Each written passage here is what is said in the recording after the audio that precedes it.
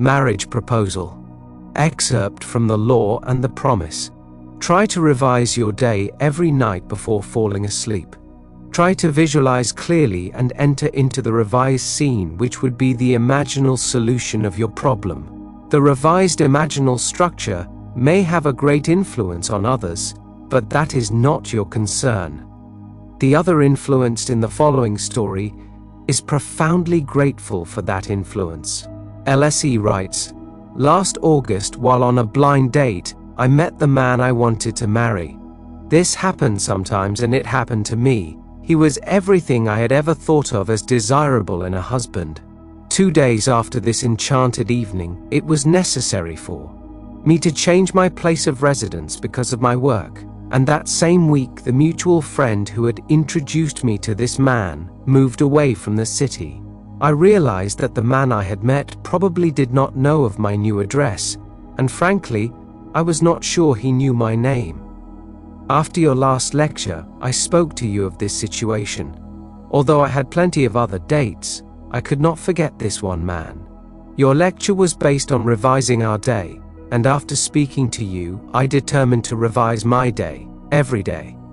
Before going to sleep that night, I felt I was in a different bed, in my own home as a married woman, and not as a single working girl, sharing an apartment with 3 other girls. I twisted an imaginary wedding band on my imaginary left hand, saying over and over to myself, 'This is wonderful. I really am Mrs. J.E.' And I fell asleep in what was, a moment before, a waking dream. I repeated this imaginary scene for 1 month, night after night. The first week in October he found me. On our second date, I knew my dreams were rightly placed. Your teaching tells us to live in the end of our desire until that desire becomes fact. So although I did not know how he felt toward me, I continued, night after night, living in the feeling of my dream realized. The results? In November he proposed. In January we announced our engagement, and the following May we were married.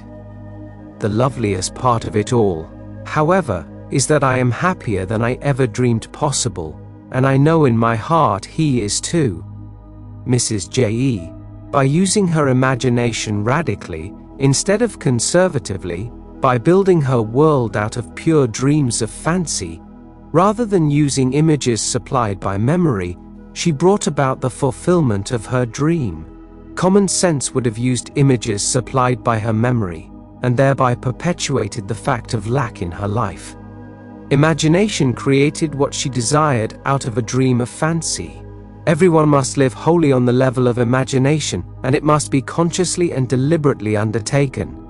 If our time of revision be well spent, we need not worry about results. Our fondest hopes will be realized. There is no inevitable permanence in anything. Both past and present continue to exist only because they are sustained by imagining on some level or other. And a radical transformation of life is always possible by man revising the undesirable part of it. Remember to like and subscribe, and let the sound of the bell guide you back. Now let us go into the silence.